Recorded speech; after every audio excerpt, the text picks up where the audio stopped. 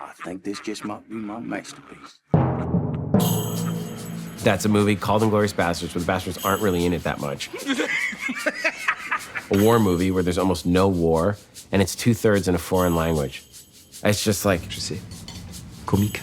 Right after Jackie Brown, which is 1998, I came up with the idea. I came up with most of the characters that you see in the movie now, and then I had the first 2 chapters written. But I had a whole different storyline involved. And it just was too all-encompassing. It was just too big. I had the opposite of writer's block. I couldn't stop writing, basically. It just wasn't a movie. It could have been a 12-hour miniseries, but it wasn't a movie. So I put it aside and decided to go to Kill Bill to tame myself. Cut to Kill Bill Volume 1 and 2. Right.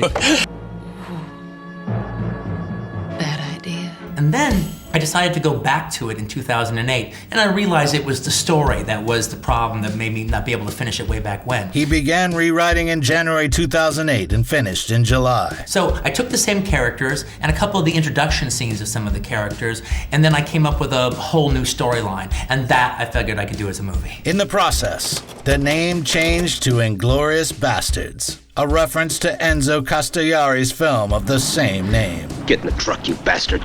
But he didn't stop there. In this scene, Aldo presents himself with the real name of the director. Scusi con me? Gorlami. And for the duration of the scene, standing behind the main characters is the real Enzo Castellari. Enzo Castellari, of course, opens the first Inglourious Basterds as a general, yelling, "Fire!" Quentin, when he wanted to get the name Inglourious Basterds, Enzo said, "I'll let you use the name, but I have 2 conditions. I want a cameo and I want to play general yelling fire." Enzo! Fire! Fire! Cut! Just to repeat the same that I did in my movie is some fantastic. Only Quentin can do it. By the way, in the original title, Inglourious Basterds, there are 2 mistakes which Tarantino never explained. And Bastards was misspelled because that's the way he originally wrote it. That's the way it went on the marquee. Inglourious is misspelled too. Oh, right, and Inglourious was misspelled. Yes, yes. I didn't catch that at the time. I'm never going to explain that. You know, when you do an artistic flourish like that, to describe it, to explain it, is just take the piss out of it and invalidate the whole stroke in the first place. Well, now that you put it like that. The English screenplay included a lot of dialogue in German and French. World War II was the last time a whole bunch of white people fought a whole bunch of other white people. If you can pull off the language, you could survive in enemy territory. You could infiltrate a different army, whether it be Germans infiltrating Americans or people infiltrating the Germans. And that's the thing that when they leave out of the other war movies, because in Where Eagles Dare, Richard Burton and Clint Eastwood speak German so magnificently great, all they have to do is put on a costume and they can hang out in like the General's Club. I advise you to mind your own business in future.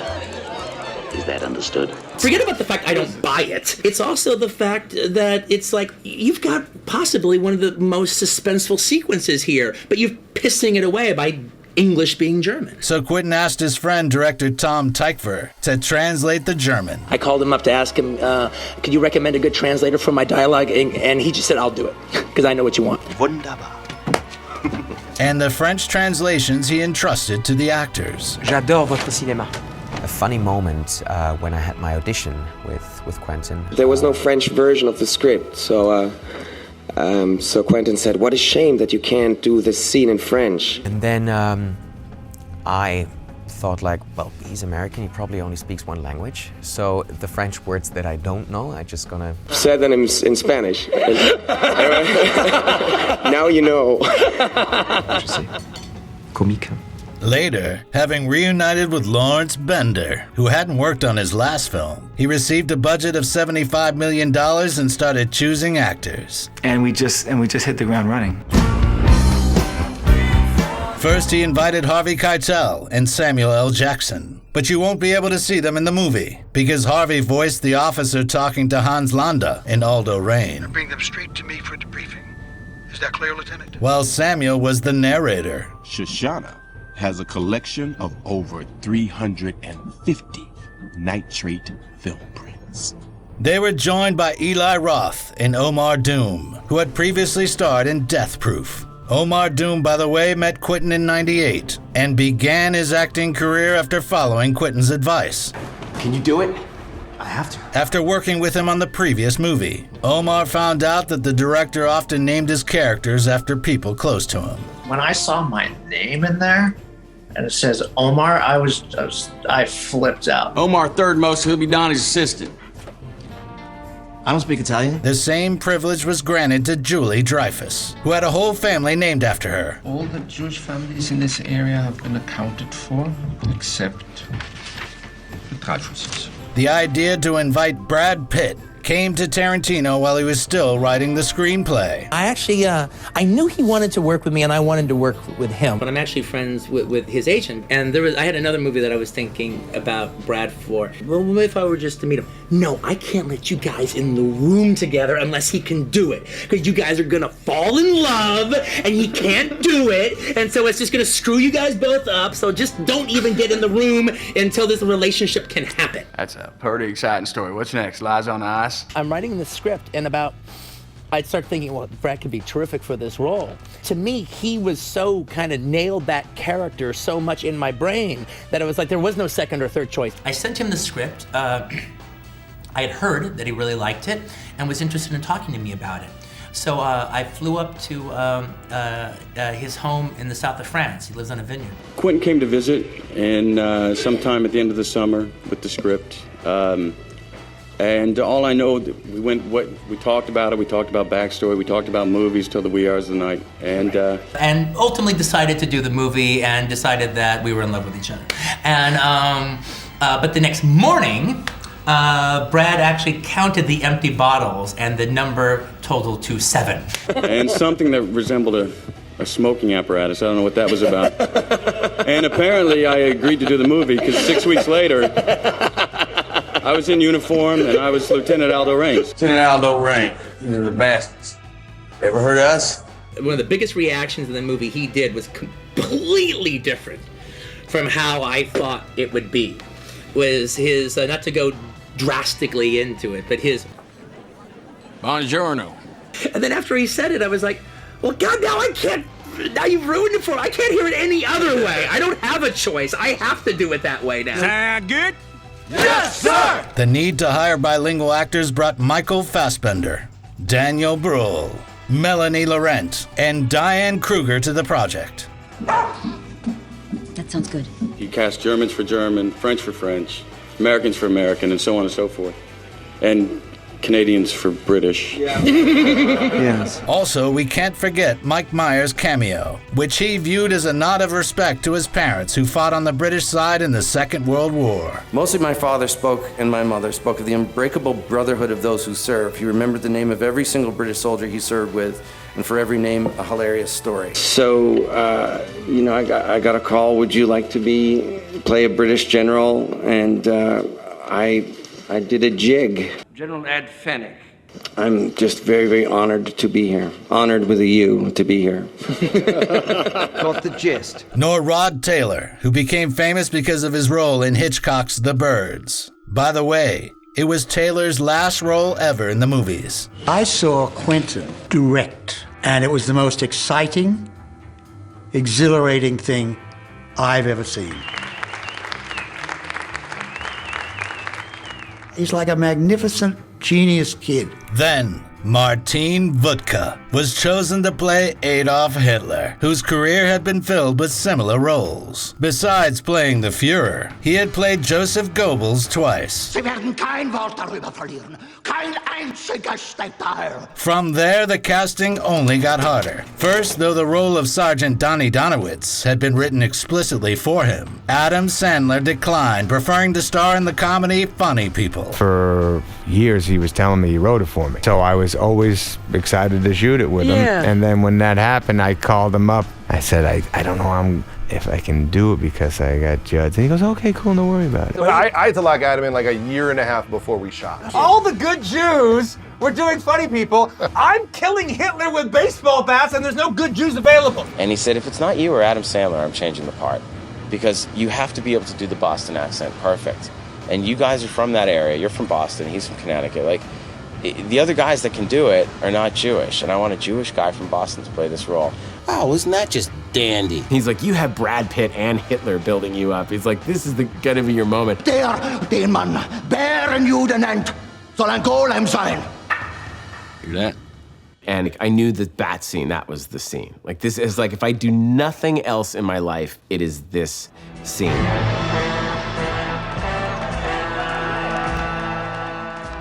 But the main problem was the search for the actor to play Hans Landa. Quentin needed an amazing actor who was fluent in English, French, German, and understood Italian. He auditioned hundreds of candidates, but no one fit the part. The director was distraught and thought that perhaps he had written a character that was impossible to play. I literally had a moment where I didn't think I was going to find it. And I called the producers and said, look, if we can't find the right Landa, I'd rather just publish this script and do something else. And the producers, Lawrence and everybody, they were very cool about it. They didn't overreact. They go, well, then you know what? Here's the deal. Then we just spend, this week is just Landa. And I can just tell you the day that Christoph came, walked in the room, sat down, and read 2 scenes.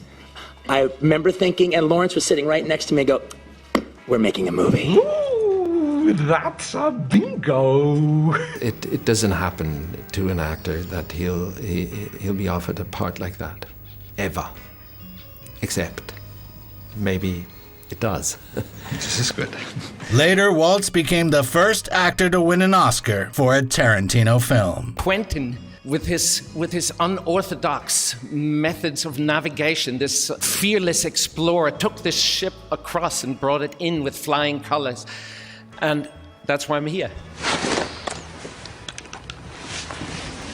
Calabash Meerschaum. No, that's not the name of one of the bastards. It's the name of the type of pipe that Hans Landa smoked. It became popular thanks to another imaginary sleuth, Sherlock Holmes. And then I had dinner with Christoph, and I asked him, I go, let me ask you a question. In the script, it implies that this is definitely Landa's pipe, and he uses it to think.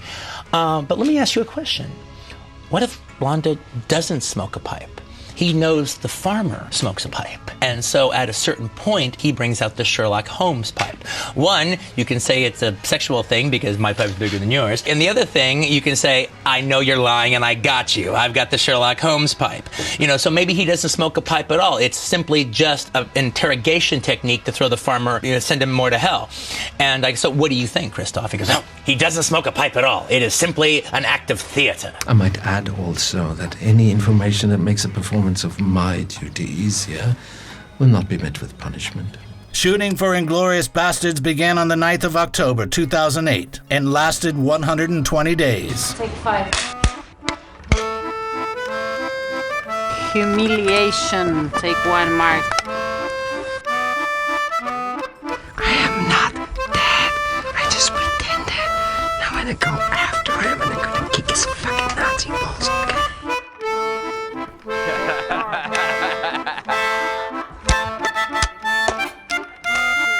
You guys were great! Cool, let's do it one more time. Let's go. Why? Because we love making movies! The most dangerous scene to shoot was the death of Brigitte von Hammerschmark. Tarantino never liked the way film depicts choking scenes, because you can always tell that the actors are faking it. He wanted more reality and convinced Diane Kruger to do the scene for real. Since he feared that Christoph Waltz would either press too hard or not hard enough, he decided to do the stunt himself. Let's just say he's a very hands-on director, literally. And he was like, and then I'm just gonna be on top of you and I'm gonna be strangling you and it's gonna be great. And I was just like, well, at least if I die, it's Quentin Tarantino who killed me today. As soon as the correct facial expression appeared, Tarantino was supposed to yell cut. Thankfully, it only took 1 take. And though the actress was unconscious for a few seconds, she completely revived several minutes later. Also, this scene became the most subtle of the director's cameos, though he already appeared in the film as the first Nazi whose scalp the bastards collected. It just became a German soldier right there. That was just, I know it was. I hated to break it. Westerns, they always like have scalping, but you never see it. They just talk about it. To me, one of the reasons I showed it in this movie, the bastards, when they wipe out the Nazis, they desecrate the bodies. And I wanted you to see the desecration because that's the goal. That's what they're trying to do, is have the other Nazis show up and see these bodies and go, oh my God, what did they do to Fritz? Inglourious Basterds premiered at the Cannes Film Festival on the 20th of May, 2009.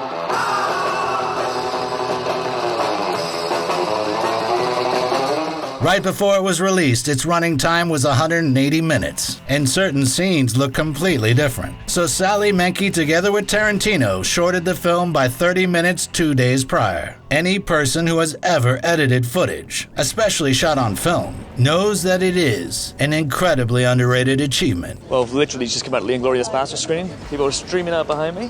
I really liked it. But it's unquestionably provocative. You know, there is a section in the movie towards the end where history goes one way and I go the other. Exactly the way I look at it is this, is my characters changed the outcome of the war. Now, that didn't happen because my characters didn't exist. But if they had have existed, everything that happens is fairly plausible. Who wants to send a message to Germany? I have a message for Germany. On one hand, it's a metaphor for the power of cinema. On the other hand, it's not even a metaphor at all. It's literal. It is the power of cinema is going to bring down the Third Reich.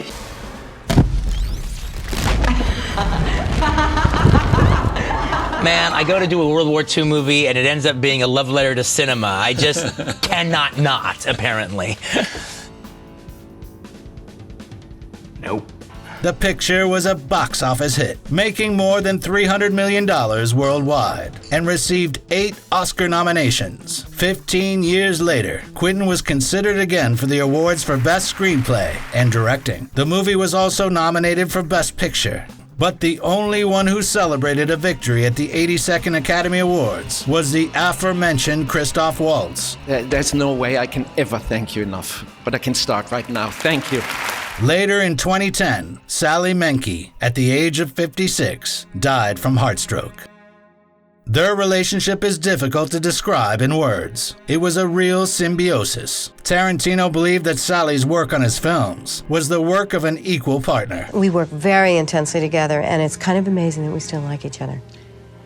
If I was with my husband that long, I don't think I'd like him that much. Quentin often said that she was the only person in the whole world capable of seeing the order in his chaotic vision, and called Menke my only true, genuine collaborator, from beginning to end. Hi, Sally! Hi, Sally.